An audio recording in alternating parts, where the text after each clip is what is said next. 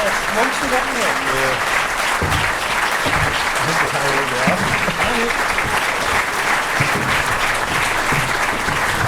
Gregory, how are you?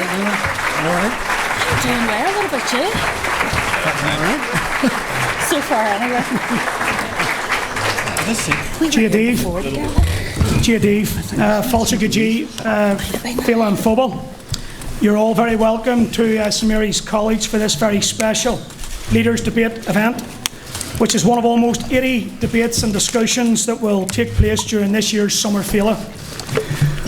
Already this is shaping up to be the most successful Féile in the 31-year history of Féile and Phobail. We've had Michael Conlon and a host of other local sports stars boxing in the Falls Park in an event that was beamed live to millions across the world. We had the British Labour Party Shadow Chancellor John McDonald deliver the annual James Connolly lecture in this room last night. We have Phil Coulter playing to a packed Clonard Monastery this evening. We have sold out concerts in the Falls Park this coming weekend, although I think there are still a few boys' home tickets knocking about. In terms of this evening's event, we are delighted to welcome this fantastic panel to Féile and Phobail. I think it's fair to say we are living through historic times, and in terms of Ireland specifically, we are looking at significant constitutional change, one way or the other. Brexit provides the backdrop to most of that political discourse, and I don't imagine it will be much different this evening, although having spoken to our chair, William Crawley, I think he will be doing his best to tease out some other issues along the way. So on behalf of Féile and Phobail, thank you very much for coming along, and thank you to our panel and our chair for participating. I hope you enjoy the conversation. Gora Míle Maigh.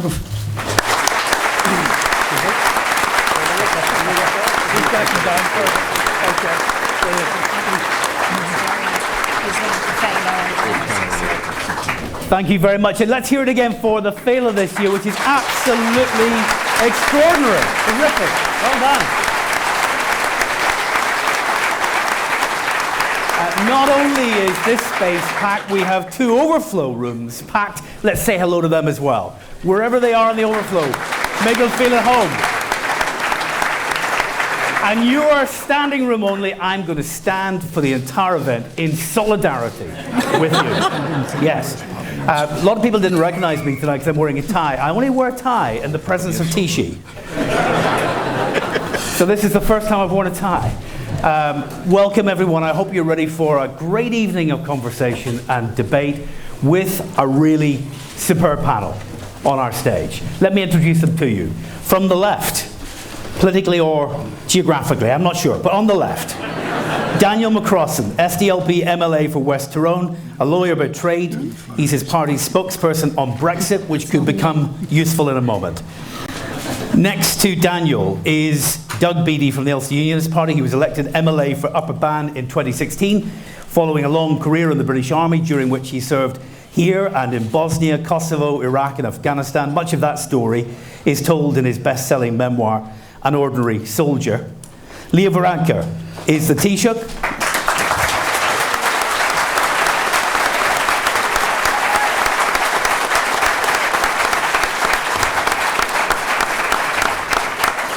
Leader of Fine Gael, of course, and has served as TD for Dublin West for the past 12 years, following a professional career as a doctor, which may also be useful tonight. We just don't know how this is going to go.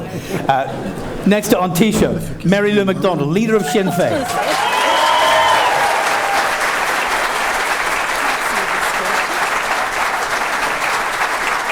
Has served as TD for Dublin Central for the past 8 years, having previously represented Dublin in the European Parliament.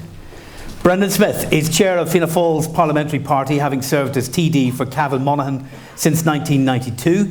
He's held a variety of ministerial offices, including Justice Minister, and is chair of the Joint Committee on Foreign Affairs and Trade in the Oireachtas.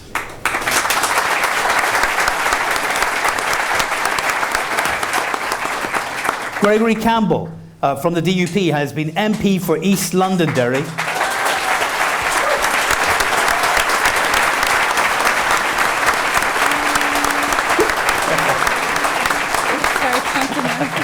He's got a busload in from East Londonderry. for the past 18 years, and he's also represented the constituency in the Northern Ireland Assembly for 20 years. And Naomi Long, leader of the Alliance Party.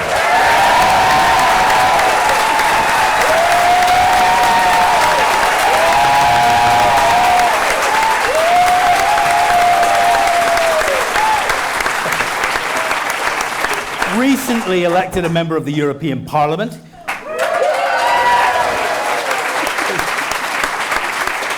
I think they're going to applaud every clause in the introduction. Having previously served as an MLA, a Member of Parliament, a local councillor, and Lord Mayor of Belfast. She just needs to become a TD to get the full house. Naomi Long. Let's welcome our panel.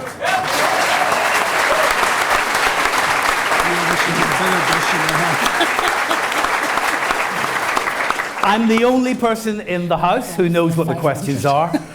You are going to participate, I hope, by applause. No booing. No booing. As Boris would say, don't boo the great man. Don't do that. Don't do that. But applause, yes, or quizzical looks in your face, and I'll identify that as we go. Let's go to the first question. Whatever your view on the merits of Brexit, 3 years after the 2016 referendum, we are in a mess. Who is responsible for the mess? And what's the way out of it? On Taoiseach. Dús swear Yves Galer and Tom Beach Fein about Fersta Nacht agus Gramagat and Falchit agus Lodger. It's a real privilege to be here.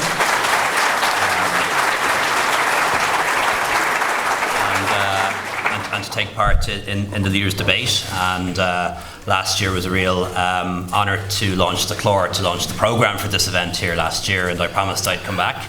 I did get some criticism down south for being associated with this event, but I'm really glad that today I see people from all political parties in the north and political parties because this is a great community and this is a great event, and it doesn't belong to anyone, it belongs to all of us. So thank you so much for having me. On Brexit, I'm kind of keen not to play the blame game on this, and I'm not going to. I just will state a historical fact that this all began when a referendum happened in the United Kingdom, and the majority of people in the UK, albeit not in Northern Ireland and Scotland, decided to vote to leave, and that wasn't our decision, but it's one that we've been trying to deal with that ever since. I think there's been a bit of revisionism recently, almost suggesting that the withdrawal agreement, including the backstop, was something invented in Brussels or Dublin, or something that was that we tried to impose on the House of Commons. And I was there for the past 2 years, and I know that the withdrawal agreement and the backstop was something that we co-designed and developed and negotiated with a lot of trade-offs with Prime Minister May and her government. And once the position was taken that not only was the UK going to leave the EU, but it was also going to leave the single market, it was also going to leave the customs union, it also wouldn't accept the jurisdiction of the European Court of Justice, it closed off so many options. And the withdrawal agreement was very much crafted around those red lines, and was the best outcome that we could get. And all it really is about, in my view, is setting a floor under the future relationship.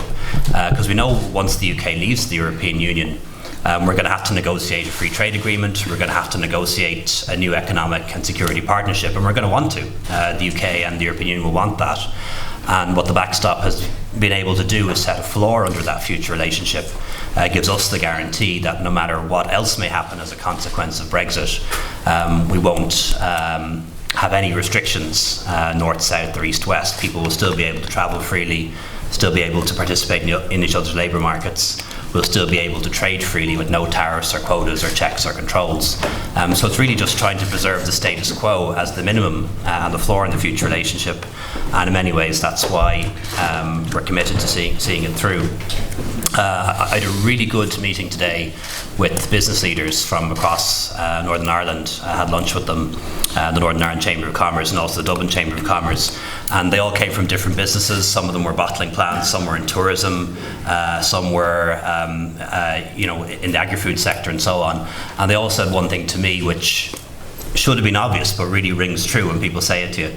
And that was the one thing that they really want, the one thing citizens and businesses really want, is a bit of certainty. After 3 years of not knowing what's going to happen next, to have some certainty about what the future holds.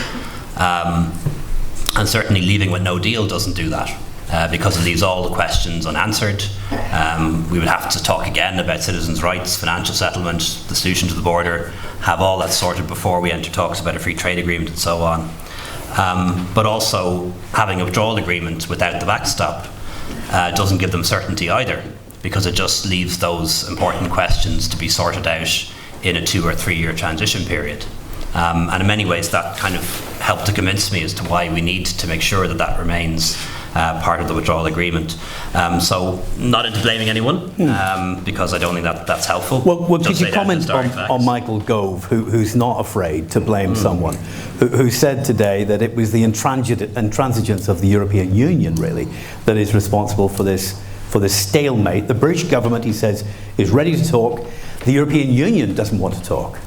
Yeah, well, that's not true. What the European Union has said is that we are willing to talk. I've invited Prime Minister Johnson to come to Dublin to talk about some of these issues and share with him my analysis and our shared analysis, or maybe our opposing analysis as to how we got to this point.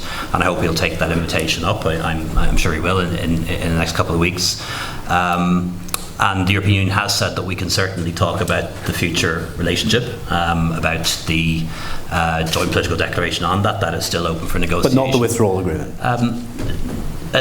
No, but bear in mind what's in the future relationship, in the joint political declaration, is, for example, the alternative arrangements. And we've agreed that alternative arrangements, if they can be properly developed and tested, can supersede the backstop. So yes, we can talk about those as part of the joint political declaration. And certainly in the past, when Prime Minister May came to us looking for declarations and clarifications and interpretations, they were available. So I don't think we're being intransigent. What I think is somewhat disappointing anyway, is this view that we seem to be getting from London, that we won't talk to the European Union until you drop the backstop. And that's not a good starting point, I think, for further talks, but we're willing to talk. Gregory Campbell. Thanks. It's good to be back at the West Belfast Festival. Probably 20 years ago I may not have said that, but it is good. In fact, when I was on the way in there, I was looking at some of the things on the walls on the way in, and I took exception to some of them, and I was offended by them, and I was just wondering, where do I get my £10,000, please? Do I send that to the organisers? Whatever, we'll park that for the moment. The question was about blame, and I do agree with Leo.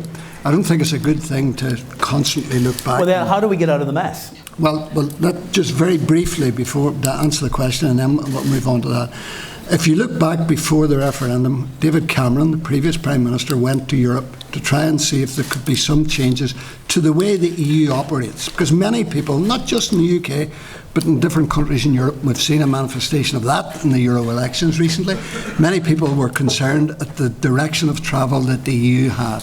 So Cameron made reference to that and said, look, can we see some sort of change of direction?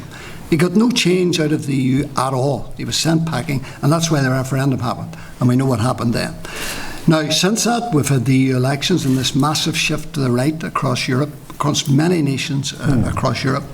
So when you look at what the response of the EU was, firstly to Cameron, and secondly to the shift that is existing within the current EU, forgetting about the UK for a moment, they then promptly went even more Europhile in the appointments of people that they selected in the past 6 weeks. So Europe doesn't seem to get the message that people don't like this political project that is the EU. People resent and resile from that. And that's a bad place to start. But that's dealt with, that's done. Hopefully that can change.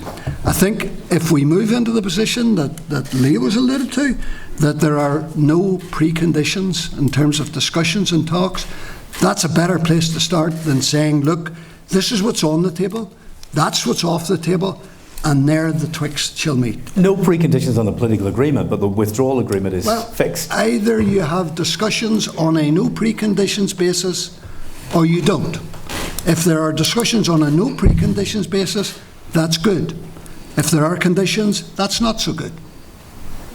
But that's where we are now. Let's move, let's try and get a deal. I don't think anybody here tonight, I hope nobody here tonight, and not very many outside it, are going to actively advocate for a no-deal Brexit.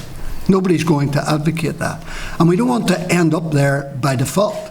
I think we're more likely to end up there if people take hard and fast positions about what the next steps are. We have 6 or 7 weeks to try and get a resolution. Let's get the resolution and get a good deal Brexit. Naomi.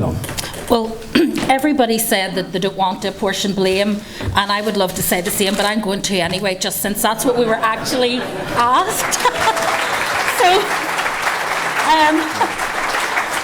I have some people that could say Boris, because I think a lot of the negativity around the EU, a lot of the fact that people felt that it wasn't delivering anything serious, that it wasn't doing a good job, and all the rest, you can trace back to the ridiculous articles that he invented when he was the EU correspondent for the Times and the Telegraph, and just made stuff up about bendy bananas and all sorts of other things. That kind of ridicule actually is, we do it in politics all the time. But it's actually really corrosive to the body politic, because it makes people think that these institutions don't matter and that they're not serious institutions. And that's effectively what happened with the EU. And it is a serious institution, and it does matter. And we know that now, that we're teetering on the brink of leaving. So you could trace it back to him. He's done okay out of it, though. You could say Theresa May, I think, triggering Article 50 before she had consensus in Parliament about what Parliament could sign up to and couldn't sign up to. The country was divided. It was very clear that she took over at a time when there was no clear direction. It was a narrow majority in favour. You had Scotland and Northern Ireland opposed. You had England and Wales in favour. You had this division in Parliament between head and heart, where people were afraid for their seats, felt they had to go through with it, but in their head knew it was a stupid decision. So you have all of that going on, and instead of taking time to try and build consensus first, then trigger Article 50 and go with a plan, she triggered Article 50 and then did her thinking out loud around the negotiating table, and that's not the way to get a good deal. But I'm going to plump for David Cameron, because of all of the people in all of this, I think he was the most spectacularly irresponsible. I think putting this up for a public vote without any plan, without any conception of what the alternative would be, without any strategy, and just doing it to save the skin of his own party was irresponsible. And I think what was doubly irresponsible was having dug the hole for the rest of us to fall into, to just leave everybody else to sort the mess out. So I would say, of the three of them, David Cameron to me is the one that I personally blame most. No, just briefly. No, I don't. That was very cruel. Stop that. Just briefly, in terms of how we get out of this, and by mess I mean the stalemate that we're in, this difficulty we're in. Well, I mean, there are now only two ways out. Either we get a deal or we crash out without one. And crashing out without one requires no effort whatsoever. It will happen automatically. What about an extension? On the 31st of October. It will happen automatically if an extension isn't sought. How we get out of it, I think we need an extension. I think it's clear Parliament aren't ready to leave on no deal. I think it would be wrong for the Prime Minister to take the UK out of the EU. He has no mandate for no deal. I mean, even in the 2017 elections, the people who voted for the parties, the majority voted for parties that were advocating a deal. So he has no mandate for no deal. So I think he needs to get the extension, and then I think we need to sit down and work through the issues. I personally don't think Brexit can be achieved and can be successfully achieved, because I think Brexit is a negative. But I absolutely want to make sure that if it's going to happen, that we're not going to be the ones carrying the worst of the damage.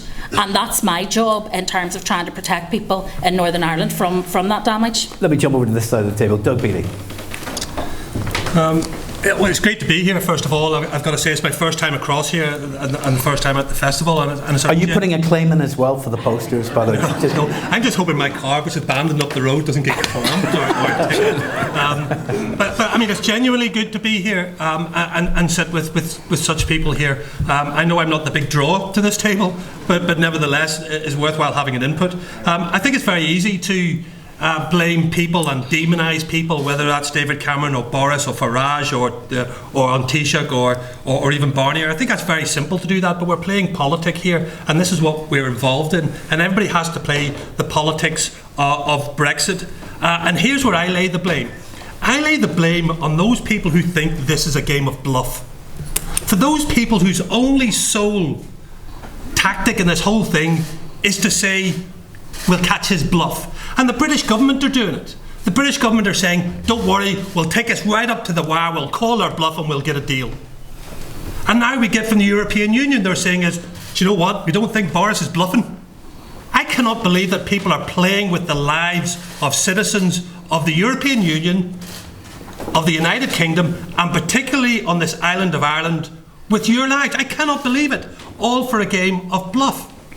But there is a reality here, and people need to look at it, because where I can absolutely see why people want the backstop, because they want to protect themselves and the EU wants to protect itself, the reality is this: for the majority of constitutional unionists, the backstop is not acceptable and never will be acceptable. I voted Remain. I foresaw this. But I'm a Democrat and I work to the democratic will of the people of the United Kingdom. And I cannot encounter having a backstop in any shape or form that will override my part within that United Kingdom. So the question for me is this: is the backstop worth no deal Brexit? Is it worth it? Right now we have the ability to get rid of the backstop or amend the backstop, which is a meeting in the middle, so that we have a means of getting out of it.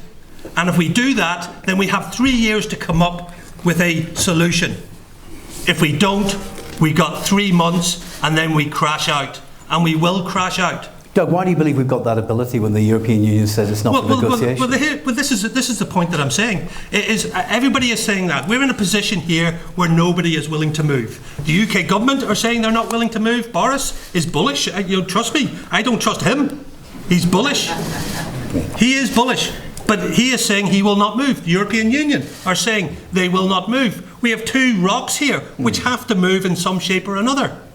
If we had have taken this view with the Belfast Agreement, we would still be killing each other right now.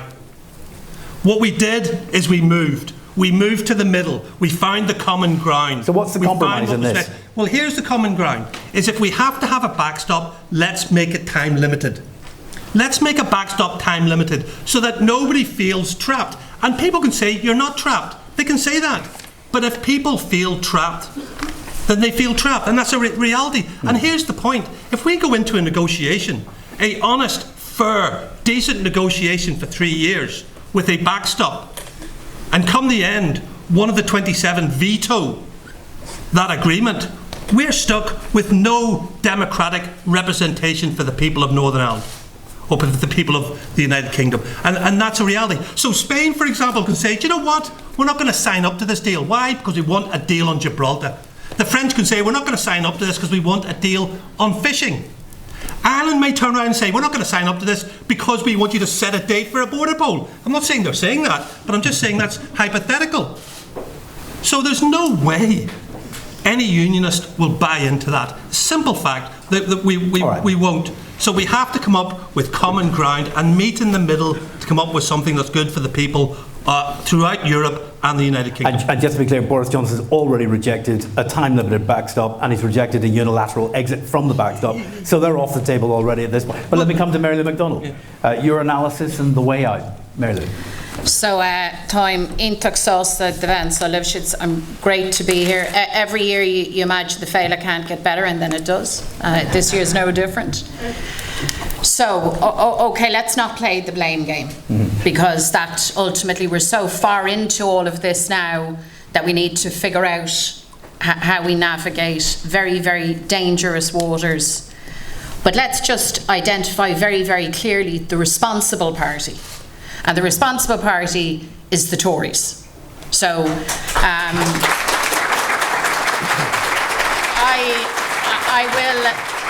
I am going to agree with Gregory Campbell Nobody faint.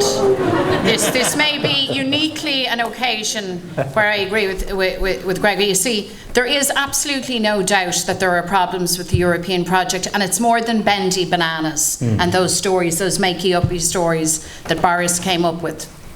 There is an alienation from the European project. That's why really good, decent, working class communities in the north of England and in the old mining villages in Wales voted for Brexit. Like, the Tories didn't come up with this as some taking a stand for equality or for working class people or for social progress. This is the Tory boys and girls making a power grab to take that which resides in Brussels back to themselves. And I think there is a lesson to be learned from Brexit, and if the European elites aren't willing to listen, to really listen to the democratic voices of people right across the continent, this project is in big, big trouble. That said, Brexit belongs to the Tories. Repeat, Brexit belongs to the Tories. And Taoiseach may not be in the business of the blame game or pointing fingers, but I can tell you, Leo, they're pointing their fingers at you, and they're doing that very, very wrongly. They're also pointing their fingers at Barnier. I mean, 3 years have been spent finally combing through the detail of what makes possible Brexit, beyond this mindless mantra of Brexit means Brexit. And in fairness to officials at the continental level, they went through in painstakingly detail, as they do, every iota, every detail, every directive, every regulation, and they came up with the backstop. Not to annoy unionism, not to annoy you, Doug, but they were asked, how do we protect our all-Ireland economy? How do we protect jobs on this island? How do we ensure that the Good Friday Agreement arrangements aren't entirely upended? And they came up with what you could describe as the least worst option. The backstop is not ideal, far from it. Even with it, Brexit is going to be really hard and damaging for this island. But without it, we have a mess of enormous proportions. I think it's important to remind unionism that the majority of people here in the north of Ireland voted to remain. And if I could say to Doug, and I say this not to be confrontational with you, friend, but just to, you see, you can't have it both ways. You can't say that you march to the beat of the democratic drum, you know, of democratic opinion on the one hand, and then say, but however, in these set of circumstances we set aside this vote. Particularly because the whole new dispensation here on this entire island is on the basis of consent, isn't it? That's what I understood. I know Republicans got very, very lengthy lectures and tutorials for many years about consent and the value of it. And this was supposed to be hardwired into our political arrangements. So here's the bottom line. If it is the thing that Boris Johnson insists on walking off the edge of the cliff, if he insists on Brexiting in a hard way Britain, well, he can't wreck Ireland in the process, and we need to be very, very determined about that. I think the single most important thing as political leaders and elected people on this island that we can do at this time is to set aside a lot of the differences that we have and to say with one clear voice that our economy will not be wrecked, our peace agreement will not be wrecked, our prospects will not be wrecked, and the backstop is the bottom line. There's no way around this. Final thought, William. The Europeans have said, yes, we'll talk. And of course they'll talk. I mean, Boris Johnson knows this. I mean, he's very good at the bluff and the bluster, but he's nobody's fool. He knows that to be the case. But from the very, very outset of this Brexit process, remember, 3 things were put on the table as the opening issues. They were the issue of money, the divorce settlement. They were the issue of citizens' rights across, and that was as much to protect British nationals living on the continent as vice versa. And the third issue was Ireland. So if anybody imagines that there is going to be a last-minute manoeuvre to damage this country, they're barking up the wrong tree. And I hope Boris Johnson, because he clearly doesn't listen to opinion on the island of Ireland, I hope he's heard Nancy Pelosi. You know, I really hope that he has heard, I hope he's heard Richie Neal.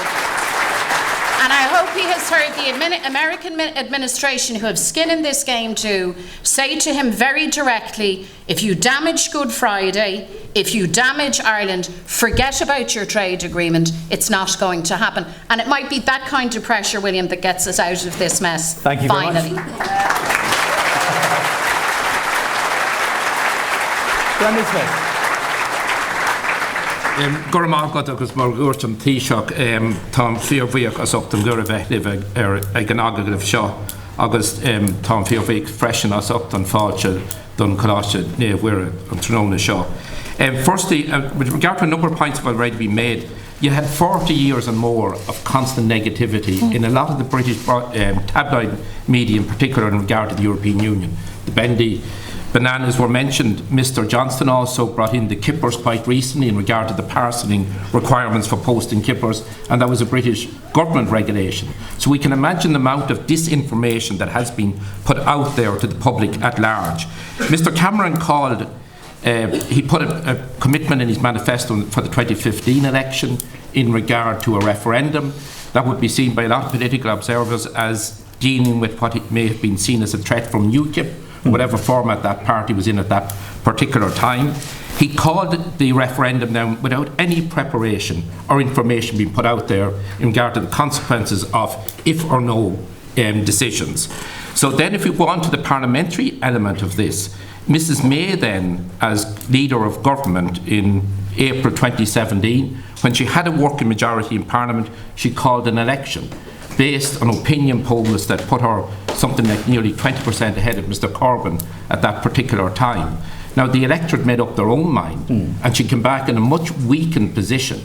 And I think most leaders of government, if they have a working majority and if they're in the middle of trying to implement a major decision, a major project, I think they will continue with their working majority to ensure that they got their necessary legislative proposals through Parliament, etc.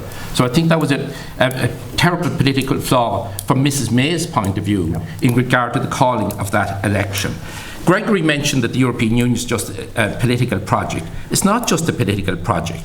Look at the importance of the single market and how it affects so many aspects of all our daily lives, not just in the area of trade and business, but in the area of workers' rights, in the area of the environment. And Mr Johnston then, the Prime Minister has spoken about dealing with the backstop issue on the basis of technology that doesn't exist. Now, I don't know how you could be in serious negotiations with the European Union when you're talking about technology solving a problem and that technology doesn't yet exist, or if it ever would exist in the future, we don't know either. Could I also say that the one political mandate that all of us have throughout all of this island is to implement the Good Friday Agreement. There were referenda north and south on the 22nd of May 1998 following the signing of the Good Friday Agreement. That agreement was endorsed by 94% plus of the electorate in the south and 72.4%, I think, in Northern Ireland. An overwhelming mandate for that agreement, both north and south. And that was the first time since 1918 that all of us in this island had the opportunity to vote on the one question on the one day. It behoves all of us, and particularly the two governments as co-guarantors of that agreement, that agreement is upheld and that there would be no diminution in any aspects of the working of that agreement. And that's absolutely mandatory to ensure that when this Brexit process is complete, that there's no damage done to the Good Friday Agreement. That's absolutely essential, and it's one that we have to ensure. The uncertainty was mentioned by Naomi. I've had the privilege of representing two of the southern Ulster counties, Cavan Monaghan, since 1992. Every day, particularly in the last few weeks, and I mentioned to on Taoiseach, businesses that had plans for expansion and even just some consolidation, they are shying away from making decisions now. And unfortunately, some of them reversing decisions they had to take on additional employees. That uncertainty is out there and it's doing awful damage to our economy, both north and south. Thank you very much. Daniel McDonald. Thank you very much. I know it's very good to be here and part of Féile and to see such a great crowd. When Colin Eastwood asked me to do this today, he says, "Don't worry, there's a good gathering there," and I nearly took a heart attack when he came through the door to see such numbers. In relation to, so thanks, Colin, if you're watching wherever you're at. In relation to Brexit, where is he? Where is he, by the way? No. Unavailable for comment.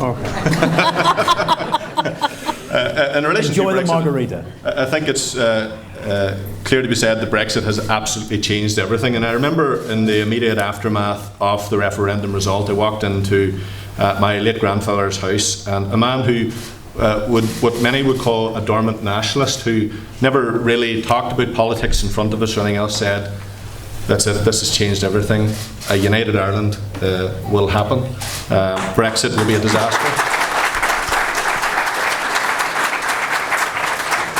And at the time, because there was so much uncertainty about what actually Brexit meant, because there were so many lies and untruth told, it was very hard to see just how messy things could potentially become. And I think over 2 years on, I think we've realised just the consequences of a very poorly managed process and the chaos that has gone on at Westminster. Westminster is in a state of decay, an absolute chaos. Parties are fighting with each other. The government was a mess. We've seen David Cameron call that referendum and call that referendum simply because he didn't go his own way, without any preparation, any planning, any roadmap, simply came out and called a referendum on one of the most serious issues that we have ever faced, in a situation that has put this place into huge uncertainty. And he should have learnt a few things from the SNP and Scotland when they had called their referendum, because certainly they planned it very, very well. What's the way out, though, Daniel? Well, first of all, to blame firmly lays in the hands of the Tories. I think Mary Lou has clearly articulated that. You've got Theresa May and Boris Johnson. Boris Johnson, for the last number of weeks, and certainly throughout the campaign, has been full of bluff and bluster. His big red bus has gone missing, and he has been left very red-faced in that. But I'm very, very concerned about Boris Johnson and his reckless approach, and obviously his cabinet of extreme Brexit lunatics, for want of a better description, who have no concern for this place, have no concern for the island of Ireland, no concern for a peace process, no concern for the Good Friday Agreement, and are adamant to cause all sorts of destruction in their path. This is about England. It's not about Scotland. It's not about Northern Ireland. This is about England, and it's very clear to be seen that when it comes to the United Kingdom, they don't actually care as long as they get their way around Brexit. Thank you very much. All right.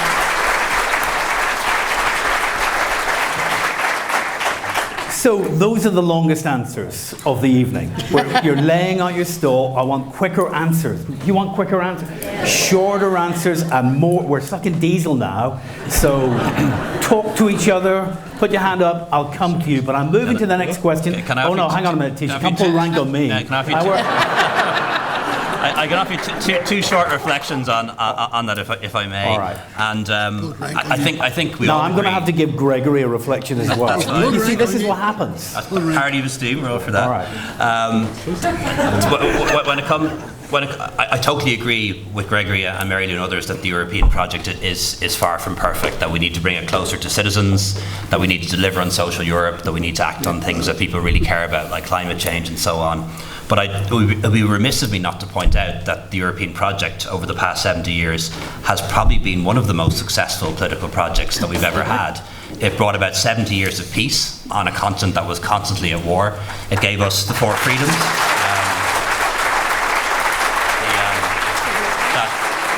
That European citizenship, that freedom to travel anywhere from Athens to Achill, to study in any university you want to access healthcare if you need to in any European country, and gave us a platform by which we could have common workers' rights, gender rights and environmental rights, that instead of every country racing to the bottom to compete with each other, actually set a minimum floor and a rising floor of standards. And that's one of my fears about Brexit, is that there are people who don't like the fact that we have common and rising standards when it comes to the environment, workers' rights, food standards, all those things, and they may try and undermine them. And when it comes to the result of the European elections, I don't fully accept this narrative that there was a swing towards populism and the right. Actually, the Greens did better across Europe than the far right did. They had a good result too. And we saw, for example, in the UK, the Brexit Party doing no better than UKIP did, and the Front National in France doing no better than they did the time before. And there is once again a pro-European majority in the European Parliament, and that's why we were able to elect the team of leaders that we did very recently. And it was also the highest turnout in the European elections in a very long time, which I think is a message in itself, that people turned out in big numbers not to vote for populists and the hard right, but actually to vote for the centrist parties. And we saw an example of that, I think, here in Northern Ireland too, with the result here. But just to come, one final point. You're doing that again. This is the longest short reflection I've ever heard. But just to possibly offer a way forward, you know, both the EU and the UK are saying what we can't talk about, and that's fine. People are laying out their positions, and that's what you'd expect at this stage. There is something we are saying that we can talk about, and that is the joint political declaration on the future relationship, and in that is provision for alternative arrangements. So why don't we start there, see between now and October 31st if we can flesh them out. Right. I'm sceptical as to whether we can, but let's at least start there. And if we come to October 31st and we haven't fleshed them out, well, then there's the option of an extension or the option of leaving with the backstop, with the alternative arrangements to be sorted out in the implementation phase. That's a good place to start. Gregory Campbell. Now you were keen to have a reflection on one other point there. I think my answer was quite short, so I don't know. Well, yes. But you singled everybody out. I think everyone could follow your model here. All right. Yeah. Well, that's saying something on the Falls Road, isn't it?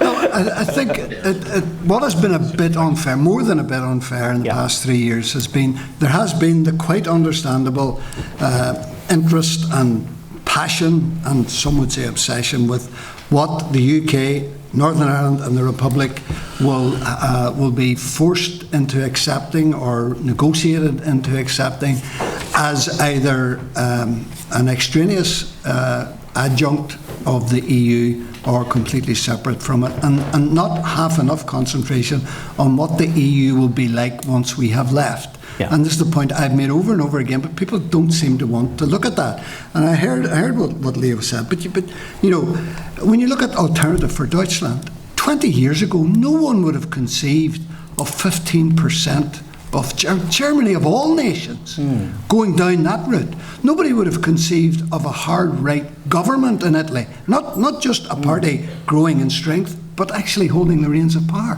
So while you can look at other countries and say, well, the hard right have just sort of held their own or increased a little bit, I think you have to accept the far right has grown considerably. Now, there are other accession countries going to come in. The EU budget is going to reduce because we in the UK will be paying $9.5 billion less into the coffers, and there will be one or two other countries taking more out of a shrunken budget in the EU. What does that mean for all the remaining countries in the EU? I think they all need to think long and hard about that. And you'll not see too many net contributors saying, we want to join this club, when the rest of the world in terms of trade is burgeoning and opening up, and we should be opening up those markets rather than the shrinking market of the EU. Quick follow-up question, because you are very succinct.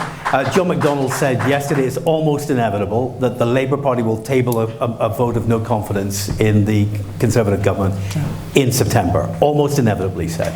And one way through this people are gaming is that Boris Johnson's really playing towards the general election. He wants to change the arithmetic, perhaps a general election in October before the Brexit exit date, perhaps. In which case, if he changes the arithmetic, he might, and this is one theory, he might do a Northern Ireland only backstop and betray you, throw you onto the red bus. Well, we're under no illusion, and some people seem to think because we had a confidence and supply deal that in some way binds us into accepting everything that the Conservative Party want. Well, we never did that in the past, and we don't do it now. And post any future election, we won't do it then either. But what we will do... He wouldn't need you if he gets the arithmetic. Well, then he would carry on without us, as many governments, both Labour and Tory, with a border down the before. Irish Sea. Well, we wouldn't accept that. And well, you wouldn't have anything to do about it. Well, let's see what he tries to implement, if he tries to implement it. Let's see if he'll risk what Theresa May risked, Yeah. with the possible outcome and consequences that she faced. Do you trust him? It's not a matter of trust. I don't have to trust Boris, and Boris doesn't have to trust us. What we do have to do is do business with each other. And the difference that we have with others is the business that we do brings benefit to every single person in this room. Every single person in this room. Because what we did was, and we might have got criticised and lambasted for delivering £1 billion. I'll take 1 billion criticisms, but everybody benefited. And unlike others that sit here and lambast and criticise, and people can criticise all they like and lambast all they like. That deal was done to benefit everyone. And if we get in a position where we can do it again, we'll do it again. And if we can't, we won't. But we'll do whatever deal we have to do for the benefit of everybody.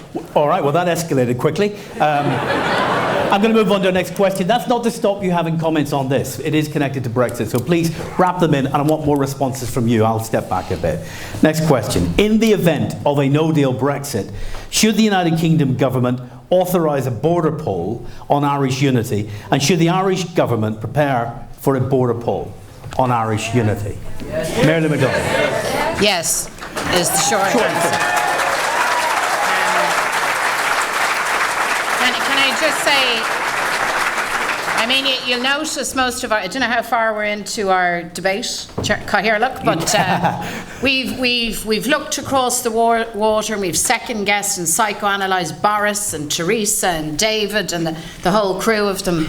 I mean, Brexit has again demonstrated that partition is a disaster. Partition has failed Ireland. And Brexit demonstrates the real danger of allowing the fate and our destinies, the destinies of our communities, our families, our children, our grandchildren, to rest in the hands of people Harsalia who have no interest, who have no vested interest in the success and happiness of our country. So let me say this: Brexit or no Brexit, it's my view that Irish unity is the best bet for all of us to have our destiny in our hands. But in the event, certainly in the event of a disorderly Brexit, and we've gone through all of this with Theresa May, we have rehearsed all of this now with Boris Johnson, it is inconceivable in those circumstances that anybody could argue that a crash Brexit does not represent a dramatic change in circumstances on the island of Ireland, and in those circumstances that the people would not be allowed to have their say. And of course preparation has to be made. You can come so back the Taoiseach, we've had this conversation, I've said this publicly, I've said this privately. Now is the time to begin the preparations, to have a conversation that allows access for everybody, for us to plan, for us to debate. And I include in that Gregory and Doug and people for whom a united Ireland would not be their first option. We have to realise now that Brexit changes everything. We agree on that.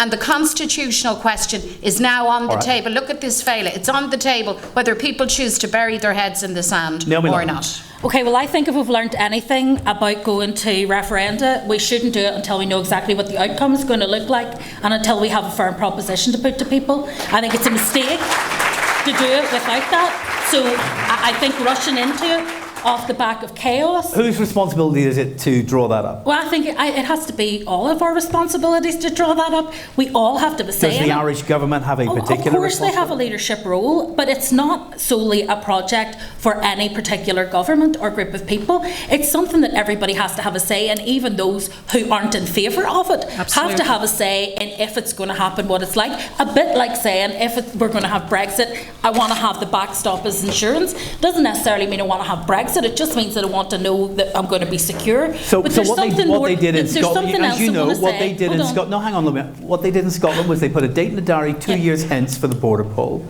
and then they did the work that you're talking about. They published it in an 800-page document. so that when people voted yes or no, they knew what they were voting yes or no to. You could do all of that in 2 years in Scotland. Why couldn't you do it in 2 years here? Because we will be still dealing with the chaos and the fallout of Brexit. And I want to say, I think this is important. But you think we'll be dealing with that in 15 years' time? Can I say the 2 points I want to make? I know, but I'm trying to mix it up a bit. 2 points that I want to make. The first is, should we have one? Well, I would argue that it doesn't insulate this island from the impact of Brexit.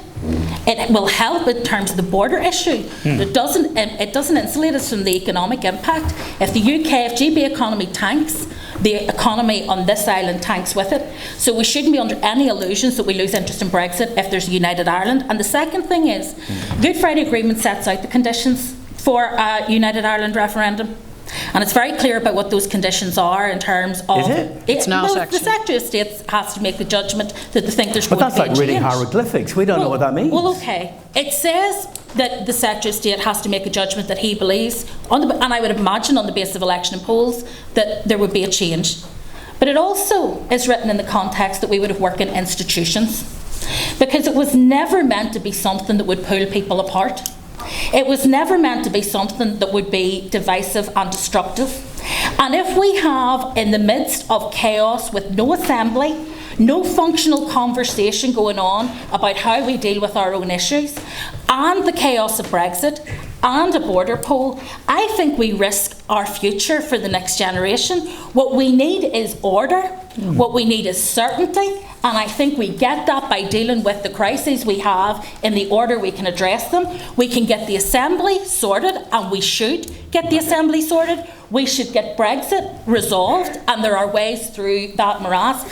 And then we can have our structured conversation about where we go next. Is your answer also shaped by a concern that you have that if we were to have a border poll, it could be an existential problem for the Alliance Party, because you'd have to decide which side to campaign on? Not really, because there would be two decisions actually. We would have to decide whether to campaign. It would be a choice that we would make, whether or not we would campaign. I imagine we probably would.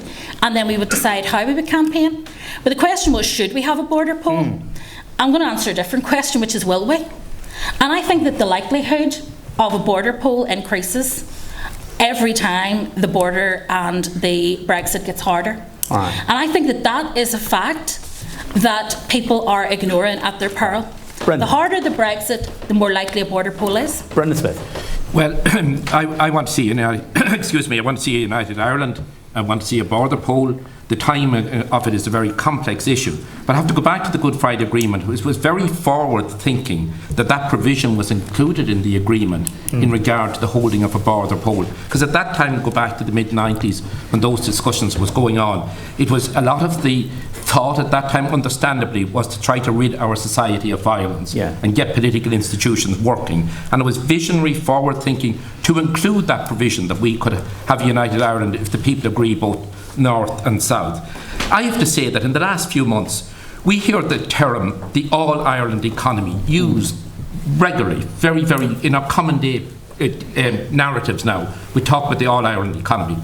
Go back 20 years, we wouldn't have been talking about the all-Ireland economy. The Good Friday Agreement has given the atmosphere, has given the political dispensation to ensure that we've made huge progress on an all-Ireland basis, even though there's a lot of progress still needed. At the time that the 6 all-Ireland bodies, the 6 implementation bodies were being established and being discussed, there were issues raised at that time that they would cause constitutional difficulties. To my knowledge, all of those bodies have been in place to do their work. Waterways Ireland, Tourism Ireland, Safe Food Ireland, the LOCS agencies. And of course it's regrettable that we didn't go on to have all Ireland bodies in the whole area of health provision, education provision, trade promotion as well. We have Intertrade Ireland, but we could have more in the whole area. Drag you back to the question. But could I just say that what I believe is absolutely essential, and it'll be incremental towards going to the border poll and having what I would like to see the successful outcome to that referendum. We need to have the Good Friday Agreement political institutions up and running and working in the best interest of all the people. Not alone have we an absence of the Executive and the Assembly, we have an absence of the North-South Ministerial Council, where the government, both North and South, met on a twice yearly basis. Brendan, and then you said you aspired to this border poll and to United Ireland. Yes. Then you keep articulating reasons for not doing it. No, I'm saying that we need... When should the border poll happen? We have a lot of progress and a lot of issues to deal with successfully first before I want to see a border poll. Reasons for not doing it? No, not reasons for doing it, but to create the climate, to put the political architecture in place and to put those institutions working, fully functioning on behalf of all the people of our island. Then I would be confident that we would have the political architecture in place to ensure that we got the outcome to the border poll that I aspire to on this island. Taoiseach, when you were talking at the McGill Summer School, you made reference to even soft unionists, liberal unionists, who might change their mind because of a no-deal Brexit and aspire to be part of the European Union through the vehicle of an agreed Ireland. Do you think in the event of a no-deal Brexit then, those people should be given an opportunity to express that view in a border poll? I think my analysis on this is very close to what Naomi said. I think a border poll in the context of a no-deal hard Brexit in a few months' time, or even in a few years, or even next year, would not be the right way forward. It would be happening in the context of a very chaotic no Brexit, or hard deal no Brexit, where we will still have not sorted out the relationship with the UK. It would probably happen in the context when the Executive and Assembly are not up and running. And it would happen in a context in which we haven't had a proper discussion about what Irish unity really means. Because for me, it can't just mean the 6 counties being absorbed into the 26 in the way that East Germany was absorbed into West Germany, into the Federal Republic. It would have to be a new state. And I think that if we had a border poll in that context, the Good Friday institutions not working, a no-deal hard Brexit, and no proper work or consensus found on what new state we would build together, I think it would be very divisive. I think it would break down probably on sectarian, possibly religious lines. I think there's a probability to be defeated as well, which would be a real shame for those of us who would like to see United Ireland in the future. And I think if it did pass, it might pass very narrowly, 51-49 or 42-48. Certainly nothing like the 71% that we got for the Good Friday Agreement here, or 97% south of the border. And I think it would result in some of the mistakes made 100 years ago when partition happened being repeated, but just the other way around. A huge number of people, those from a unionist British Ulster background, being brought into United Ireland against their will. And I don't think that's so here's the central contradiction in the position of An Taoiseach. He frets, as do others, that we are going to have a chaotic, disorderly scenario around the reunification question. They emphasise that we need preparation, that we need the conversation. Yes, we do, and we need to start it now. If you're that concerned about good management, which I want to see, that's what we want. I believe this is simple due diligence by the head of government in Dublin to prepare the ground, to allow the space for that very conversation that panellists have described for everybody. As I said earlier, whether or not you are for the unity proposition, that you have your shout and you have your input. So if the concern is that we will not be prepared, let's get prepared. Let's get prepared now. And can I also say this? And I'm saying this as a guest in your fabulous city, the second city in Ireland. Of course, I come from the first city, as you all know.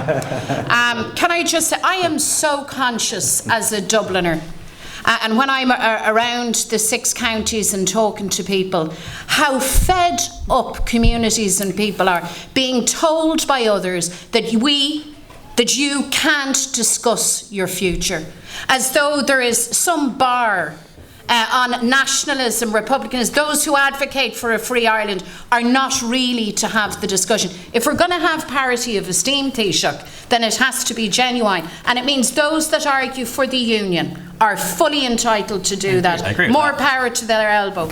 those who favour reunification should not constantly be blocked by being told, now is not the time, now is not the time. And the reality is, finally, the reality is, William and friends, nobody's blocking the conversation. Whether people like it or not, Brexit is for keeps. Brexit is for keeps, and the damage that it will do and the changed order that it brings is for keeps. And that means whether you want to dodge the issue or not, the conversation is happening now, and I urge you to lead from the front, you in particular, Taoiseach, because you are the head of government. And then I agree with you, Naomi. All of us have to have part of that. Have to be part of that conversation. Can I just say to the others, wave your way in, I'll bring you in. Go ahead. That's all fine, but nobody's saying the conversation. I haven't heard a single person say the conversation can't happen. But I'm entitled to a view on when the vote should happen, just as much as you are. And I'm giving my view, which is I think to do it off the back of Brexit in the midst of chaos is the wrong time. And that's as legitimate a view as yours is. And if you're going to shout that view down and say, I can't hold that view, what hope is there for the wider conversation about how we shape the place together? Naomi, I'm not trying to shout anyone down. What I am saying, and please forgive me if you thought for a second I wouldn't dream of attempting to shout you down. I am saying if you are concerned about chaos and disorder, then get organised. That's my point fundamentally. Doug, then Gregory, go ahead. I think we have to come to an agreement on Brexit. We have to have the institutions up and running and functioning. That has to be the prerequisite. Yep. And does that mean that you will not, as part of, with your government, do any preparations, whatever, on the question of a border poll? Or answering the questions that many people have about the health service and everything else? I think if we did that in the current context of us trying to come to an agreement before the 31st, you've got a lot of people working for you. That would be I think it would be counterproductive. You can walk and chew gum. But let me explain this. One of the things I've been trying to do with limited success over the past 2 years is to convince unionist politicians, to convince Brexiteers in the United Kingdom and in London that in seeking a withdrawal agreement with the backstop, that we're not trying to use Brexit to change the constitutional status of Northern Ireland. What we're trying to do with the withdrawal agreement, including the backstop, is to maintain the status quo, to protect the freedoms of citizens to travel north, south, east, west, and also to protect the freedom of us to trade north, south, east, west. It's all about maintaining the status quo. And then why did you say what you said at the summer school? Because that was seen as threatening by some unionists, actually, that you were saying this Brexit thing is going to lead to the breakup of the United Kingdom. Well, I don't think that any unionist should see people talking about a united Ireland or the aspiration of a united Ireland as being threatening or provocative, because in my opinion it's not. If you look at the Good Friday Agreement, it talks about recognising and respecting the aspiration of those of us who want there to be a united Ireland as a legitimate aspiration and a legitimate objective, just as we respect those who want to preserve the union forever and want to deepen it. And I think we need to do that on both sides. What I said in Glenties, I meant if we end up in a no-deal, hard Brexit in a few weeks or a few months' time, we'd be burying our heads in the sand if we didn't think that these issues would then arise. But that's not to say that I think it would be desirable that they should arise in that context. I would much rather that we resolve Brexit, that we have the Good Friday Agreement institutions working again, and when we're in that position, then we can start to have a conversation with each other across this island as to what that new state would look like, because it would be a new state. Doug Beattie. Well, I have to say, Irish unity is a fair political aspiration. And you should be allowed to talk about it, you should be allowed to promote it. I have absolutely no issue with that. In exactly the same way as remaining in the Union is a fair political aspiration. And as long as we do this peacefully, then that's the way that we must promote both. And I think the discussion can be had. I don't mind the discussion being had. But I've said this before, I'm a constitutional unionist. I'm not an economic unionist. You couldn't tell me that I'd be better off in a united Ireland and then I would vote for it. But in the same way you couldn't say to a Republican, you'd be better off staying in the United Kingdom, and they'd say, okay, I'll stay in the United Kingdom. It doesn't work that way.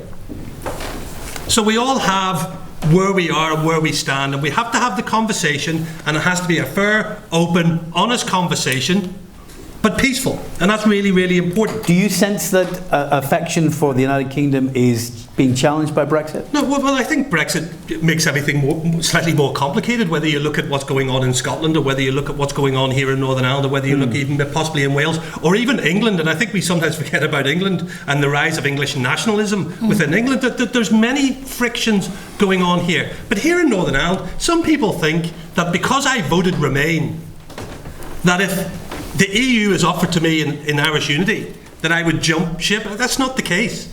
I voted Remain because I wanted to be part of the European Union.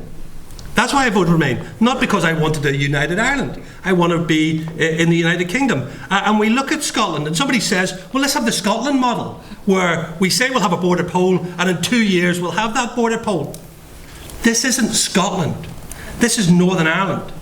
And if we called a border poll in 2 years without the institutions up and running, with the vacuum that we've got, with the chaos that we're seeing, it will lead to incredible destabilisation, and that's concerning. And we'll go from a conversation to something far, far worse. All right, Gregory.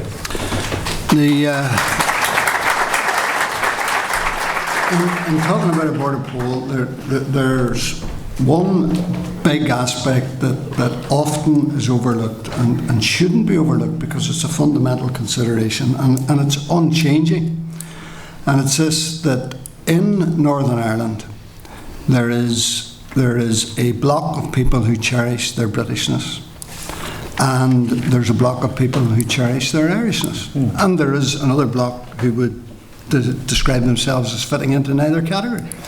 But some who cherish both. Yeah, there are, that's right. But the two largest blocks are those who cherish their Britishness and cherish their Irishness. Now, in any border poll, be it in 6 months' time or 26 years' time, those two factors won't change. Those two factors won't change. And they won't change in this context, in that people will be asked to consider, is the Britishness and Irishness that is currently shared in Northern Ireland, is that going to be shared in any united Ireland? And there is no concept in the Irish Republic of sharing my Britishness. None whatever. Whatever people might say about the extent of Irishness in Northern Ireland, it vastly, by light years, outweighs any consideration of Britishness in the Irish Republic. So that Britishness, Irishness and other, in the landmass that is Northern Ireland, will be central to any consideration in any border poll. And because people will know and understand that there's greater possibilities for that Britishness and Irishness and others within Northern Ireland than there ever would be in any 32 county state. That's why people at any future border poll would vote for it. And let me say something to Mary Lou McDonald. I mean, she talked about whether people like it or whether they don't, and then went on to say something. Well, whether she likes it or doesn't like it, my Britishness isn't up for negotiation. Not by her, nor any Taoiseach, nor anyone else. Not now, nor not at any time in the future. It is here, and it isn't going away anytime soon. And the sooner people waken up to that reality, and I accept that Irishness is not going to go away as well. I accept that. But the problem is that some people won't accept my Britishness on this island home. And until they do, we're stuck. Therein lies some of the problem. Oh, come on. Gregory, can I just jump in here? Sense of humour in the room, please. Let me be clear. We appreciate a bit of passion. Let me be clear here. Doug. I'm an Irishman. I'm an Irishman, and I'm no less a unionist than you. I'm no less British than you are. I tell you what we have. The Gaelic Danes represent me. Shamrock represents me. Guinness represents me. The Orange Order represents me. God Save the Queen represents me. The monarchy represents me. The sooner we understand that this is a shared space, that we don't try and block us down into this binary us, that, and something squeezed in the middle, the better. I am very proud to be Irish, very proud to be British, very proud to be a European. Don't boil me down to one or the other. And nobody did. Nobody did. Do they shout as much as this in Dublin? Yes, and more. Absolutely. But surely, Gregory, just to respond to that, I mean, you will appreciate that in the Good Friday Agreement, that very issue of Irish, British or both is accommodated. Like, we shouldn't imagine either that we're starting from ground zero. I mean, there was a lot of ingenuity in 1998 that went into that agreement. And one of the things that's hardwired in is that plurality of identity. Nobody is trying to, in any way, try to negotiate you out of being British. I mean, that would be a farcical thing to do. But this constitutional question, let me say it again, let me say it more softly to you. Whether we like it or not, Brexit is happening. I didn't dream up Brexit. People in this hall didn't dream up Brexit. But hey, it's there. So that's the point that I make. And I think these issues of identity are critical and sensitive, and I think we're well capable in a fair and a decent and an inclusive way to have conversations around them. Right. Lots of British people live in the city that I live in, and they're perfectly at home. They love it. They love the Guinness as well. And they love a whole lot more. Which is owned by the British. Yes, well, there is that too. So, I mean, it's not, this notion that there's some big conflict, British Guinness, culture wars between, it's just nonsense. I mean, we've too many ties of kinship and friendship and history for that to be the case. So let's not fight false battles. Can I pick up on something Mary said? And I think, I think the Good Friday Agreement is such an eloquent document, and I just admire so much those who were involved in negotiating it. It was one of the first things I reread when I became Taoiseach. I read it again the last couple of weeks just to make sure I had it all right in my mind. And Mary Lou said something which is at the core of the Good Friday Agreement, which is that the Good Friday Agreement says that we must recognise the right of people in Northern Ireland to be British or Irish or both and accepted as such. That's not in Bunreacht na hÉireann. Bunreacht na hÉireann is a constitution for an Irish Ireland. It's a constitution that says that the Irish language is the first official language and English is a secondary language. So if we're serious about having a United Ireland, and I believe in United Ireland, it's going to be a different state.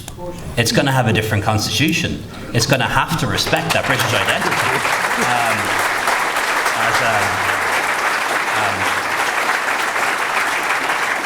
as being equal to the Irish identity. So we'd have to have that discussion among ourselves for quite some time. Precisely. First, but Let's do it.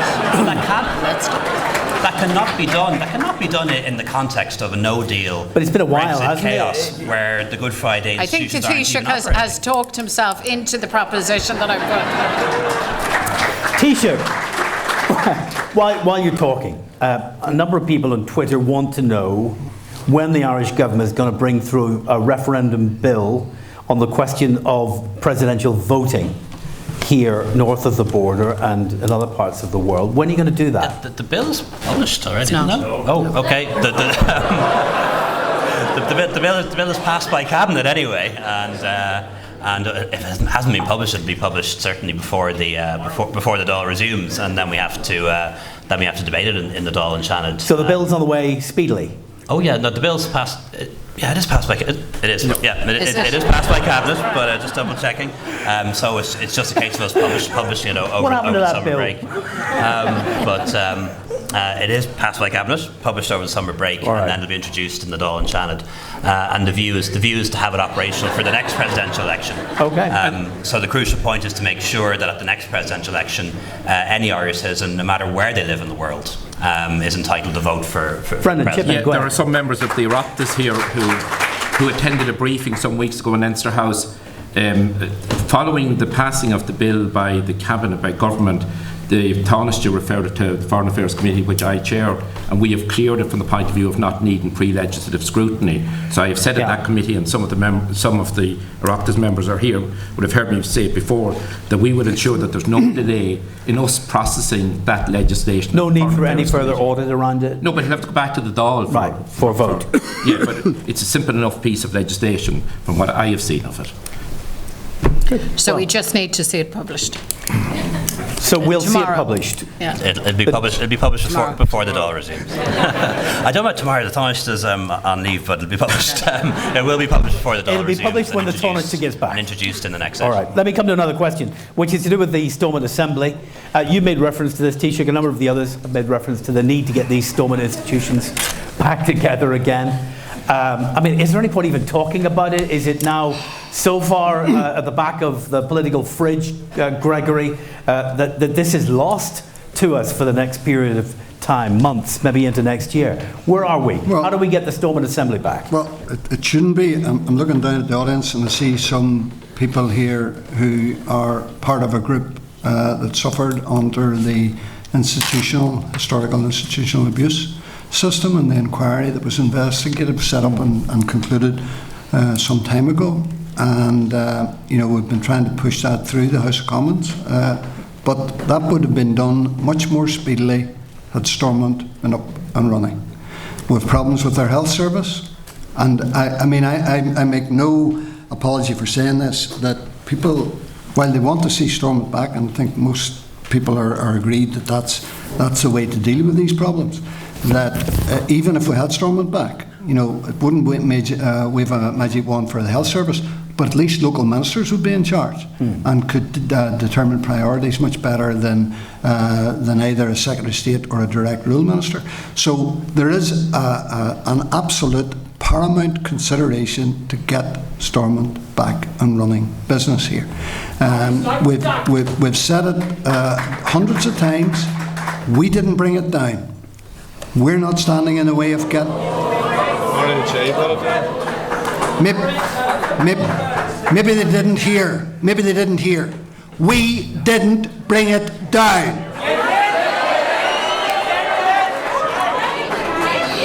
I'll try again.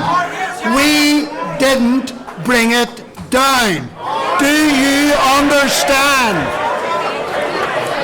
Hopefully it got across this time. And we're not standing in the way. We're not standing in the way of getting it up again.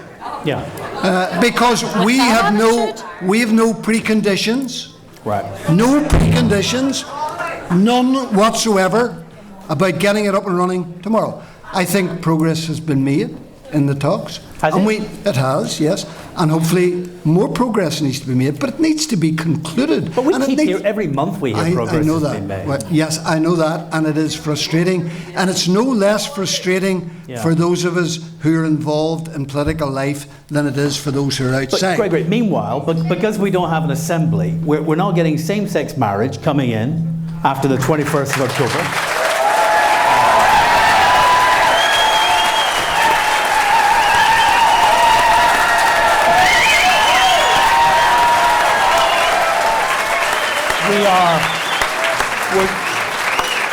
Again, if we don't have an assembly by the 21st of October, we're going to have the liberalisation of Northern Ireland's abortion laws in terms of women's.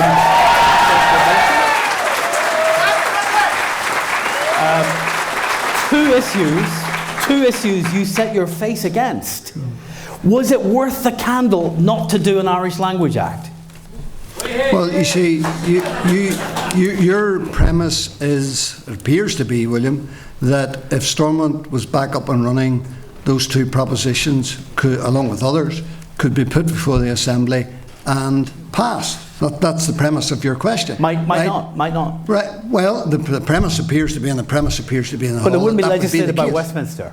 Yeah, that was my premise. But the problem is that it should be legislated for by Stormont. It should be, and therefore, those who don't seem to be anxious to get back into Stormont aren't really facilitating Stormont dealing with issues like that. Right. Because Stormont could and should be dealing with those issues. And the sooner it is dealing with those issues, and a multitude of others, because there are many people that want to see urgent things dealt with right now that affect not thousands of people or tens of thousands, but hundreds of thousands of people. Right. And they want to see those actioned now. So if I'd asked this question 2.5 years ago, that's exactly the answer we would have had 2.5 years ago. We haven't moved anywhere on this, have we, Daniel?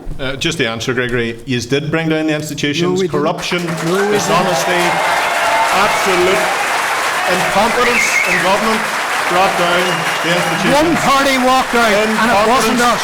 Incompetence and absolute corruption. And One party walked out, and it wasn't us. The list And is you know endless, that. Gregory. You know it. Take some responsibility, Gregory.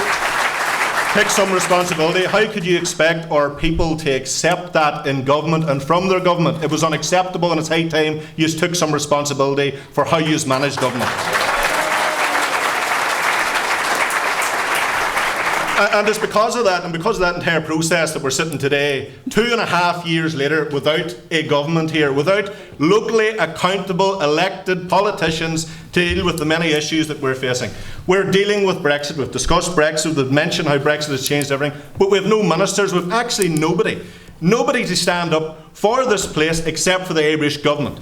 They're doing a great job, but there should be someone from here standing in the front line talking about how border communities such as mine in Strabane has been absolutely destroyed and wrecked by uncertainty, how businesses have been torn to their knees. And you know why, Gregory?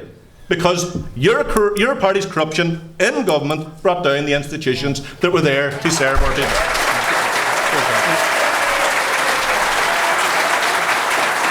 Well, Daniel was alluding to Strabane. He obviously hasn't been up around the Asda car park this last few weeks or months to see the place buzzing with cross-border shoppers spending not in thousands but millions of pounds. Exactly, and I want to see that continue, but yes, no it's deal going to continue. It's going to continue. Despite what you say totally pejoratively about what happened when you know what brought Stormont down. Hold on, just a point to come back on that. You have an MLA in the constituency. It's a long time since he stood on that border and actually engaged with the business community, who have huge concerns about how it's going to affect people there. So maybe that's something the DUP should consider. But it's very, very clear. The DUP are not going to take any responsibility for the collapse of the institutions. And for 2.5 years, even up until the February deal, have stood with their hands in the pockets and panicked at the last minute and said, we can't do that.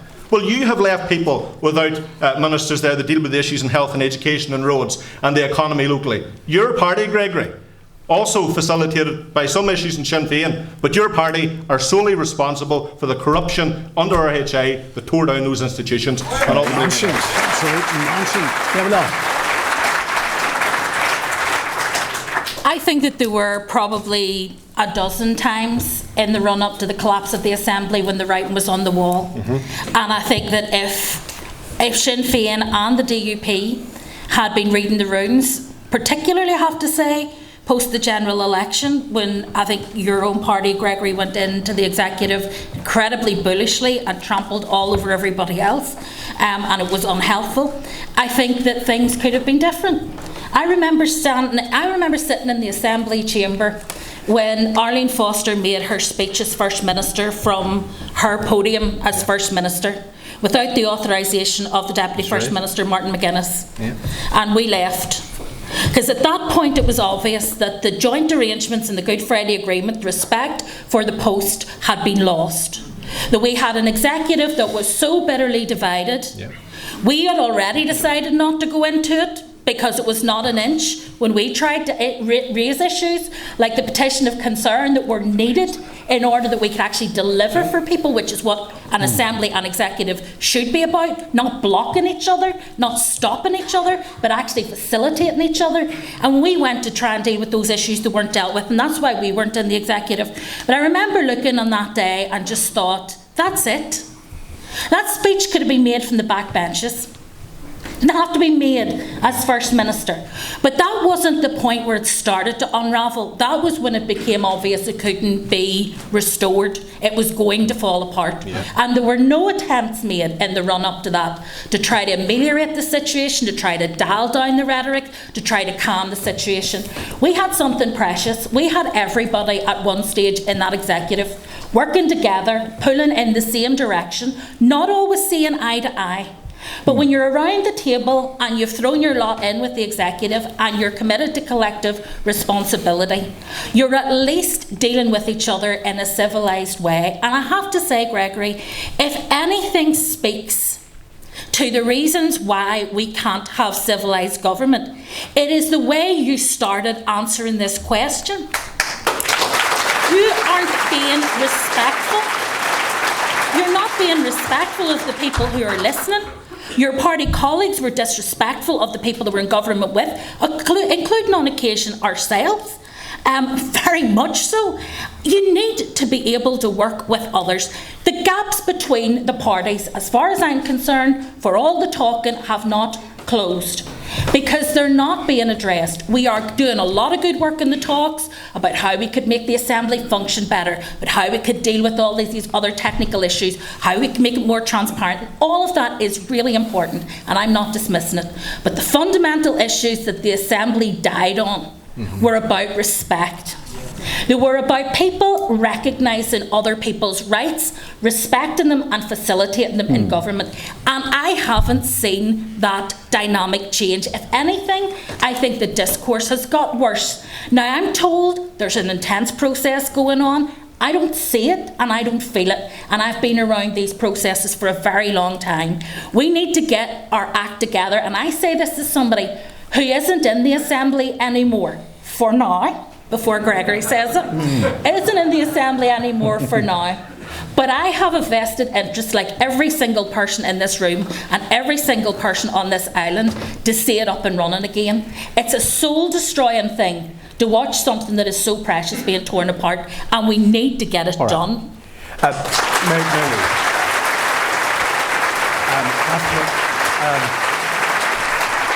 I mentioned earlier what Westminster did with same-sex marriage and the liberalisation of access to abortion.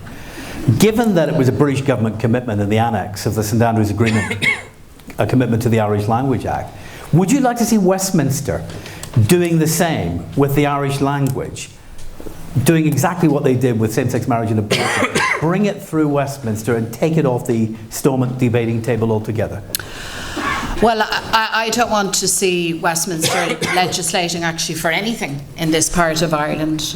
We're well capable of doing that ourselves, but I do want to see the British government live up to and honour its commitments, and one of those was Act Gaeilge. You heard a lot of applause in this room for what ago. Westminster did on same-sex marriage. Of course I did, and I understand it, and I share that view, because all of us know. Look, we know why the institutions came down, and we know why they're still down. Because the DUP and rejectionist unionism exercises a veto on people's rights. And the time has come now, and sometimes these things are painted up as Sinn Féin demands. You know, you hear that in the media. These are Sinn Féin red lines. They're nothing of the sort. These are decent democratic standards in an open, modern, democratic society. And the DUP needs to understand,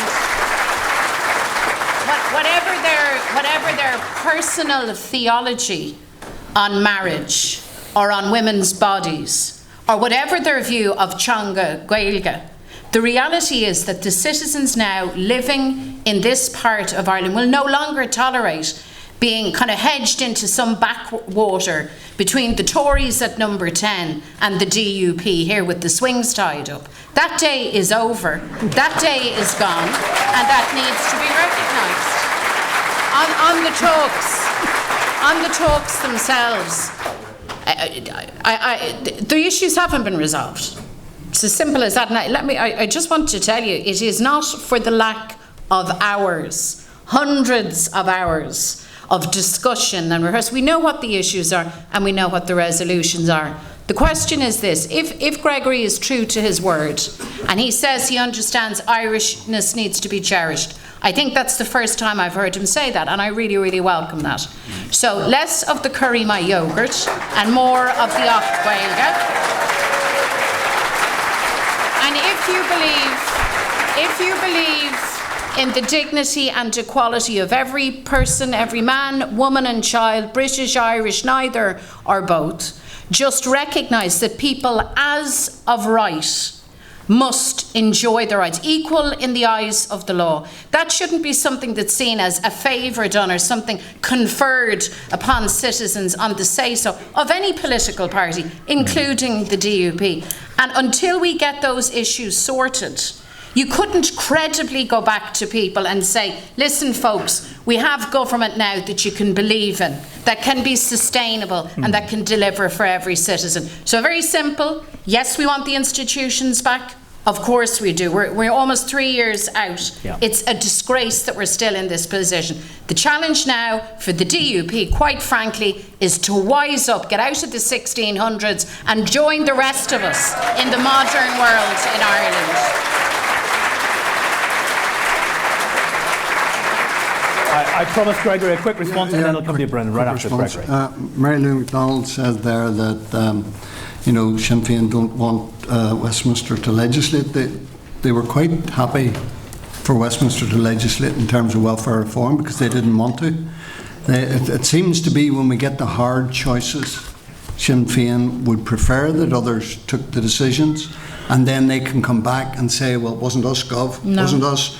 Now we'll pick up the pieces after the big bad Brexit. We fought Tory austerity and we make no apology for it. We'll come back and then we'll move on beyond that.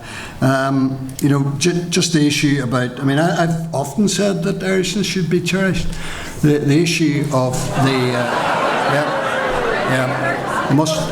there must be a hearing defect in the hall, William, I think. I've often said that. The issue that Mary Lou mentioned about my reference in the Assembly. To yoga. When people constantly abuse Irish, all day, every day, all week, every week, so that every question, statement, comment of every kind is predicated by the use of Irish. I say, if I were to start every comment on environmental health, education, roads, health service with Féile, after about the 10th or 12th time, people would say, Gregory, you're abusing the Ulster Scots, and they would be right. They would be right. So if people stop abusing that, I won't confront it. If they keep abusing it, I'll confront them. It's very, very simple. It's not too difficult to work out. Hopefully we can move on. Let's try and make progress. Let's get the institutions back in place. Right. I know who was responsible for bringing them down. Daniel and others might try and differ and rewrite history. People have been trying that for years and failing. They'll fail again, I'm sure. But we have to build for the future. Whatever about the past, we've got to build for the future and get back into Stormont, get the institutions up and running, not just for a section of the community, but for everybody in the community. Brendan. Maybe that should start by respecting someone's right to speak their language, first of all, Gregory. Quite happy. Maybe. Quite happy to do that. Brendan Smith. Most of the panelists referred earlier to the need for proper preparation if you're putting a plebiscite or referendum before the people. I believe that the absence of the executive and the assembly in Stormont has ensured that we don't have a common voice for Northern Ireland in relation to the Brexit preparations. And again, I refer to the importance not just of those two important political institutions, but of the North-South Ministerial Council, where a lot of hugely important work for all of this island went on an unsung basis between departments and ministers on a daily basis. That would have been extremely beneficial in preparing all of our country for Brexit in whatever format it takes. But could I just say, one other thing that we have to be alarmed about is the recent commentary from the UK Institute of Government, where they raised that in the absence of the political institutions in Stormont and a no-deal Brexit, they were broaching the subject of a return to direct rule. But that, under no circumstances could that be countenanced. It would be a huge breach of relationships between Ireland and Britain and a breach of the Good Friday Agreement. And outgoing... The former Deputy Prime Minister, Mr. Lidington, in July, while they were discussing the Brexit Committee report on Brexit, he inferred that that could be the route. And we have this Institute report now. I don't think there has been much political commentary on that, but we want to get a clear message across that in whatever shape Brexit takes, that there can be no diminution in the workings or the potential of the Good Friday Agreement, which is an international treaty overwhelmingly endorsed by all the people of this island. But Brendan, isn't this de facto direct rule already? The Westminster's passing the budget, they're passing laws. What's the difference? It's de facto. But what I'm saying is we need our political institutions back up and running and working and functioning in the best interest. You've been paying attention to this conversation. This doesn't sound like the UN Security Council, does it? Well, I would think that the talks behind the doors would be of a quieter vein and no microphones needed. And I don't think there'll be any hearing deficits either, as Gregory referred to. And I sincerely hope that progress can be made. It's absolutely essential. Taoiseach, do you have any advice for them in terms of... forming a government, or if not a rugby team, doing something together? Well, as someone who's been involved in two coalitions, one majority coalition with the Labour Party and now a minority government with the Independent Alliance and Independence with a constant supply agreement with Fianna Fáil, I know how difficult it can be to form governments, but I know it can be done. I know you can make them last as well. And I think there is a responsibility on all of us, but particularly the parties in Northern Ireland, to come together and have those institutions up and running. I remember before the institutions fell, it would have been normal for me to travel to Armagh a couple of times a year to meet my counterparts, as a minister, meeting my counterparts from Northern Ireland. And it would have been normal for us twice a year to effectively have a joint cabinet meeting, although we never called it that and wouldn't call it that, between the Irish cabinet and the executive, sometimes in Stormont, sometimes in Farmley. And it's only when those institutions and interactions are gone that you actually realise how valuable they were. And it's a real regret for me that they're not operating at present. And whatever the reasons for the Assembly falling and the Executive falling, I really think it's imperative that they're re-established this autumn before the 31st of October. Because we do need that legitimate voice speaking for Northern Ireland. Before they collapsed, we had a joint letter which Arlene Foster and Martin McGuinness were able to sign, pointing out that Northern Ireland had a unique history, unique geography, pointing out the kind of things that they wanted to see protected in the event of Brexit. That hasn't been possible since, because when you're not in coalition, when you're not in government, you're retrenched to party positions, and it's party on party. When you're a minister in government, you have to think about business. If you're the Minister for Business, if you're the Minister for Health, you have to think about the medicine supplies. If you're the Minister for Education, you have to think about what's going to happen to students and Erasmus and school fees. And that thinking has been absent for the last 2.5 years, and that's why I'd very much appeal to the parties to come together with our support from both governments to re-establish that Executive and Assembly as a matter of urgency before the 31st of October, because we need your voice as part of this now. And we'll certainly need it after the 31st of October if we're not in a position to come to a deal. But realistically, there's no chance of that before the 21st of October, is there? I don't think it's impossible. And really? Maybe I'm overly optimistic, and maybe... Really? I don't think it's impossible. And I think we were thereabouts. February of last year wasn't we that were far there. off. Yeah, but we didn't have an abortion amendment and a same-sex marriage amendment tied to the 21st of October then. There's no chance of this happening before the 21st of October, is there? Yeah. Well, if we manage, really, if we can get the arrangements on the petition of concern, maybe the 22nd or the 23rd, not the 21st. If we can get the petition ideally of before concern the 31st, anyway, reformed, then I believe we can do this quickly, because then we will be able, because let's be clear, it's not about two issues. It's too simple to say this is about abortion reform and equal marriage. It isn't. It's about being able to make progress all the time. There are going to be other issues that are going to emerge from the woodwork over the next 20, 30 years, and we're going to have to be able to respond to them. And that requires a different structure that allows us to do that. It's not about two issues. It's about being able to respond to what the community want in a progressive way, and that requires reform, and the petition of concern is the place we need to start. Right. And actually, that's one of the areas,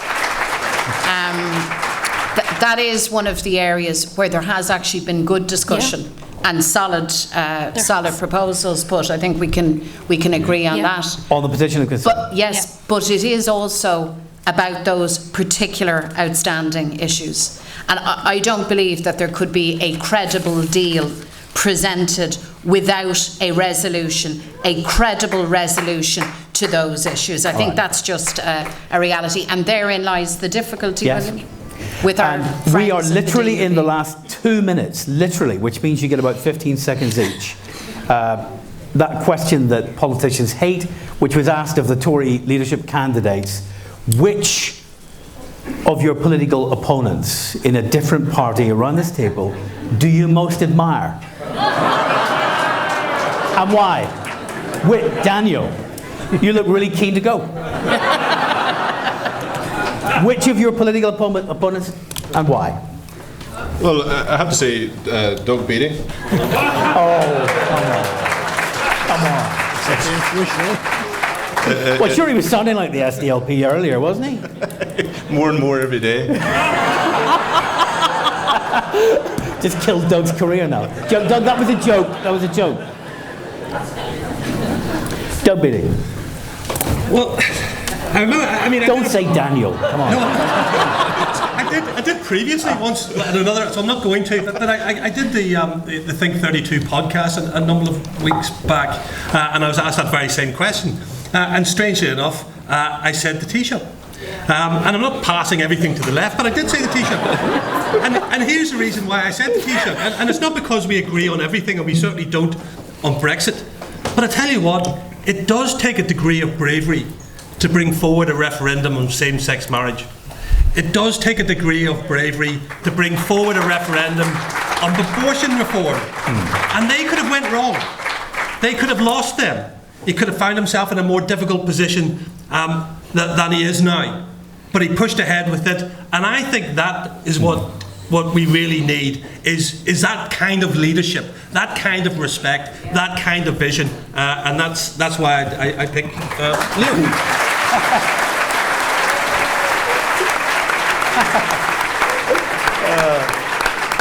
No pressure, but it has gone to the left so far. Thanks. I think that's about to end. Thanks so much, Doug. That was very kind.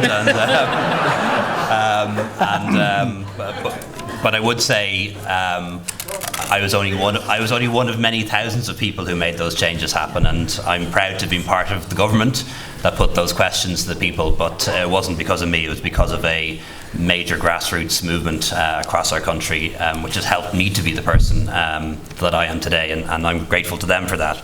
But I do really thank Doug for those kind words. But I'm afraid I'm not going to reciprocate. But I don't see him as an opponent for a start. But second, so I'd have to say Brendan Smith. You jumped one. Yeah, I did. One for a very personal reason, and the day I was nominated to become Taoiseach, he abstained, and Mary Lou voted against me. That's as good as it so if it wasn't for him and his party, I wouldn't be Taoiseach, and we wouldn't have the government that we have now. But also, secondly, and I know the constant supply agreement we have with Fianna Fáil is imperfect. I know we rub against each other and have difficulties all the time. But when I look at the mess over in the House of Commons, how political parties can't work together, how political parties, even within themselves, are fighting with each other. I look at what I see in Dáil Éireann, and I'm glad that the two major parties have been able to come together and to form a consensus, in particular on issues around Brexit, and has made my hand stronger. The fact that we've had that consensus around Brexit, involving Sinn Féin and Labour as well, but particularly Fianna Fáil in facilitating this government, at least until we have Brexit resolved. And that's why I admire him as my opponent.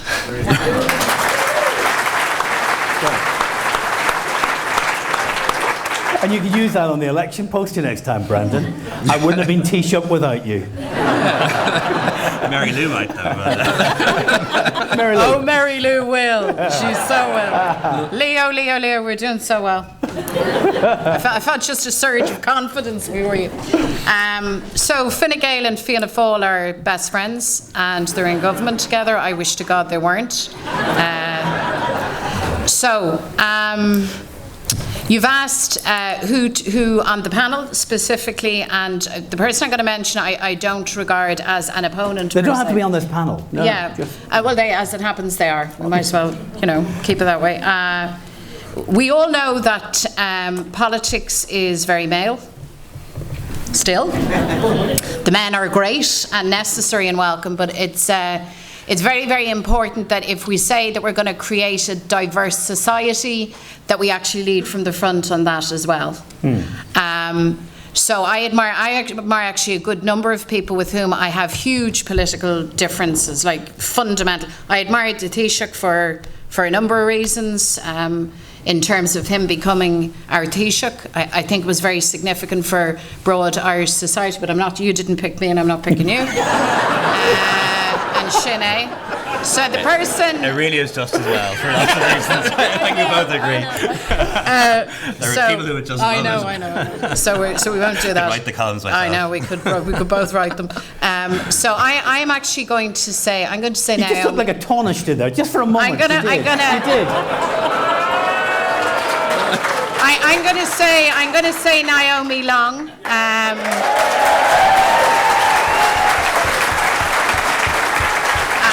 I think Naomi is formidable. I have said to her many times, and she can confirm this, wait until she hits the Dáil. She's going to be brilliant. She's a woman in She's a woman in leadership, and I think we managed to get 2 Remain MEPs over the line, and good on you, Naomi. So we're feeling the love. Brendan Smith. Thank you very much. Could I just say that I'm in the august company of 2 party leaders from the Oireachtas here with me, much above my pay grade, so I couldn't aspire to choose either of them. And I have to say, just on a very serious note, I have to say the Oireachtas since 2016, since the Brexit referendum, and a lot of the work goes on, nobody hears about at committee level and that. I chair one of the committees. People from different parties and non-parties have a role in chairing different Oireachtas committees comprising TDs and senators. A huge amount of excellent work has been going on in a very positive manner dealing with Brexit issues day in, day out. When it came to preparing the legislation in advance of the 29th of March deadline, I have to say very complex, what was known as omnibus legislation that covered every government department, that went through the Oireachtas in very quick time. And I have to say, people of all parties and none really have donned the green jerseys, a hackneyed phrase, but they have worked in the very best interests, as they see it, of our people in preparing for Brexit. And I have to say, I can't aspire to the much below the pay grade of my 2 august colleagues here. You're filibustering here. So I not choose anyone this evening. No, Brendan!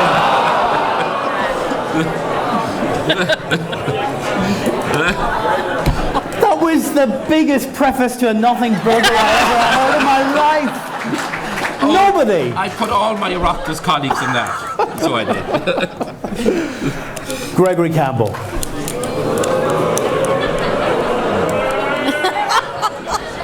Thank you so much. Delighted to be here.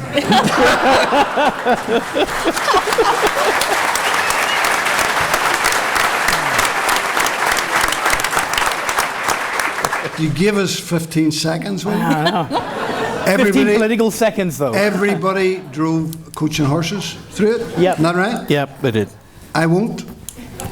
I've looked up and down the panel. Nah. All right. You weren't limited to the panel. Just to be clear. Naomi Long. Well, you're the last voice of the evening. No pressure. Make it good. I am. I thought we were going to keep going left, and I was worried because I'm going to go for Jerry. There you go. But I mean, I was very direct when I was asked earlier about who I blamed for Brexit. So I'm going to be more oblique when I answer this one. I was going to say Doug, just to reassure him, after we had a massive row on Twitter yesterday. Yeah. That we're still speaking, and I actually like that about Doug, that we do have rows on Twitter and we do still speak. For Doug, it's because he's gracious, and because me, I know it's a punishment for him. So I never stop speaking to anybody. Isn't that right, Gregory? Yep. Unfortunately, that's right. I'm not going to say who I admire the most. You have to. That's the idea. I'm not. But what I'm going to say something else. You said I'd get the last word, William, so I'm going to take it. I think politics only works if you can believe that your biggest foe and your biggest enemy is capable of doing admirable things sometimes. I think unless you can actually believe that your opponents in politics are capable of doing good things and are capable of working with you on issues where you agree, even though you might completely disagree on lots of other things, then I don't think politics ever works anywhere. So my answer would be, I see admirable qualities in everybody at the table. And I think if politics is going to work, we need to spend more time looking for what is admirable in each other and trying to promote that. That was the most alliance answer to that question I've ever heard.